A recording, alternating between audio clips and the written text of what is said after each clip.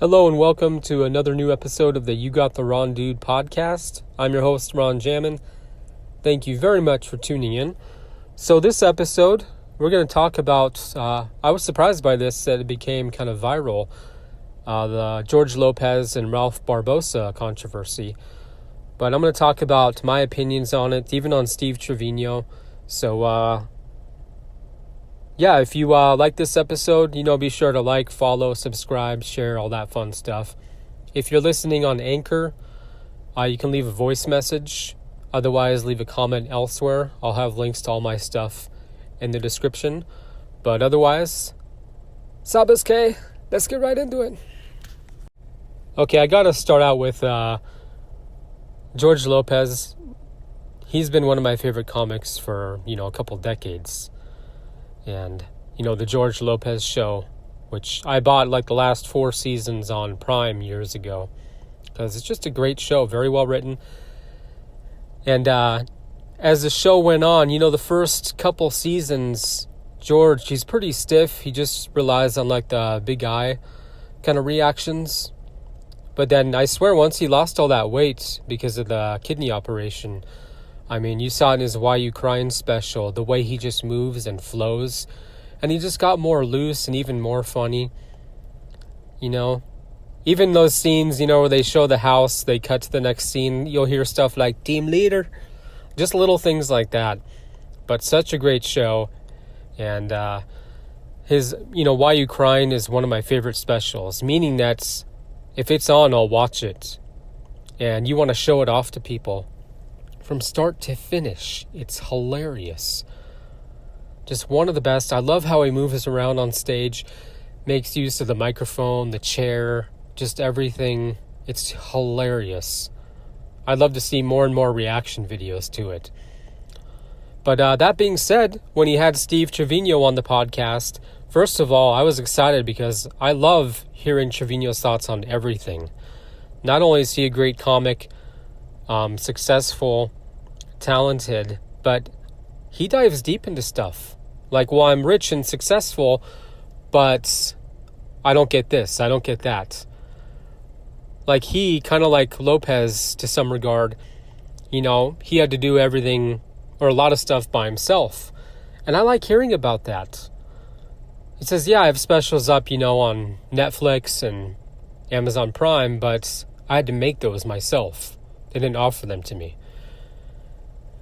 And this episode, the Ralph Barbosa thing, when Trevino brought up his name, saying, yeah, this kid, he's blowing up, he's really talented. I wasn't really taken back by George's response. Because basically Lopez, he wasn't knocking Barbosa at all. He was just wondering why Steve was bringing up his name. It's like, you're here to promote yourself, right? To talk about yourself. Why are you doing this? And it didn't surprise me because it's Lopez and I'm familiar with, his work ethic. Everything when it comes to having comics open for him. He doesn't hate Latinos or anything. That's not what I get from it. Because there have been a lot of videos now coming after him, like he doesn't support the Latino community, specifically comics. And that's not the case at all.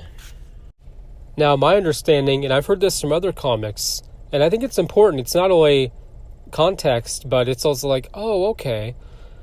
So there have been certain black comics, heck, any race, Latino comics, white comics. Some are like, well, I don't want someone of the same race opening for me because we're likely going to touch on some of the same material.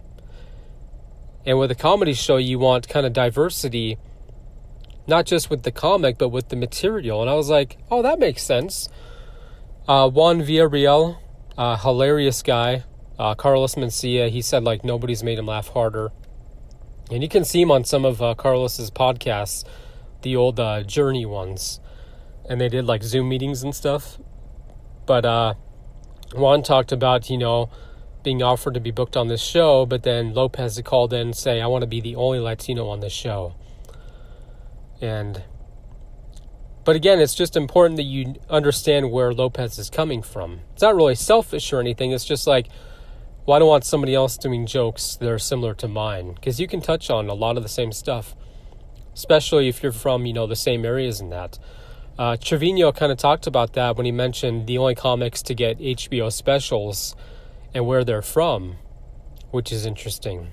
So if you play all those back to back, it's like, yeah, some of the stuff is similar because not only are they all Latino, but kind of from the same areas.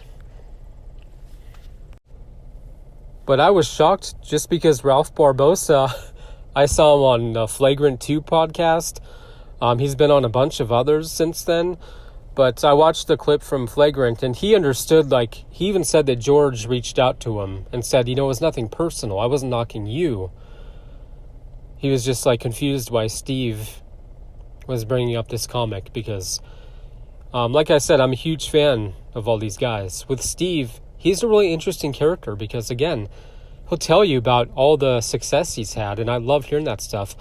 But then he talks about not getting certain opportunities. And this is a guy, he knows percentages, numbers. So it'd be last year, this many, Latin actors got this many roles. But for example, they were all criminals or something. He knows stats. And I hope to have him on the podcast someday just to pick his brain about stuff because the opportunities he talks about. So I could understand why George was like, why are you talking about this Ralph kid, this Sabaskaya, Jeremy Barbosa, But I like that Ralph, he understood that, it wasn't a hit on him. It wasn't a knock on him. So there seems to be a lot of misunderstanding. But then it doesn't help because people who don't know, the stuff that I've talked about openers, they just assume George, he doesn't like, other comics or other Latino comics. And it's it's not the case. And I feel even if Trevino had brought up a different name, let's say a black or a white name, I still think George would have reacted the same way. But it's a great podcast. I'd watch the whole thing if I were you. The Steve Trevino episode. And their back and forth is interesting because I like when people don't see eye to eye on things and they're very open, very vocal about it. And it's just a different way of coming up, And I also urge people to watch the full episode because it's on the All Things Comedy Network, the YouTube channel. Last I checked this morning, the episode is about 65,000 views, which is great for a podcast. For any video. But the virality of everything really outweighs that. So I'm worried people aren't getting the full context of their conversation. So again, just watch it, and then maybe you can understand where both of them are coming from. Because I was surprised that Steve brought up another comic just because he does talk about not getting opportunities in that. But at the same time, he's so gracious that he does want to support people, make it maybe a little easier for them. And, the comedy community, there's a group of comics, they all go on each other's podcasts. And it's great. It does get really repetitive, though, with the stories, and they talk about the same stuff. That does bother me. But you feel the community. And something like this from a guy like Trevino who talks about not getting this, not getting that, for him to go out of his way and mention another comic, first of all, he must really think this kid is talented and funny. Because Steve doesn't seem like a guy, he's I'm not going to mention your name because, maybe I just don't think you're funny. He's not going to waste anyone's time. But this whole thing, it certainly blew up Ralph Barbosa. You see some of his stand-up clips in the millions now. And good for him. Hopefully he can just continue riding this wave. And hopefully, he's really funny and talented, so I don't think this will be Hannibal Buress with the Cosby thing, where it just kind of sticks on you your whole career. Which isn't necessarily a bad thing if you can keep getting work in that and projects. But, yeah, the whole thing's really interesting. From what I understand, Lopez, he didn't really have a mentor at all coming up in comedy. He was born in 1961. He got his show when he was about 40, 41. And his first special was Why You Crying? That was in 2005. you watch it and it's like, no way this is the first special. This is hilarious. This is like perfect. From beginning to end, there's nothing I would cut out of it. You watch the whole thing. But I'm sure that has something to do with him. You know, I don't want to sound like I'm defending him. I'm just saying, you can understand it taking that long to get something, to get a show and then the HBO special. So, from my perspective, like Lopez, he doesn't owe anybody anything.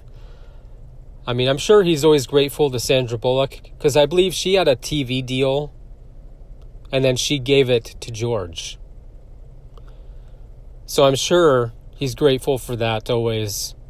And I'd love to see her on the podcast, because you remember she did a few episodes of the George Lopez show back in the day. But with George, it's kind of like, who does he owe? Why does he have to support fellow Latino comics? Because it's this whole thing that's come about where it's like, well, he doesn't like people, you know, like Latino comics and stuff. And it's like, I think people just misunderstand the episode. It had nothing to do with Ralph. Like I said, Steve could have mentioned anybody's name and Lopez would be like, wait, you're talking about like not having opportunities. So why the heck are you talking about somebody else? Giving them a plug. Because Ralph could be a bigger comic, get more opportunities than Steve, which is true, but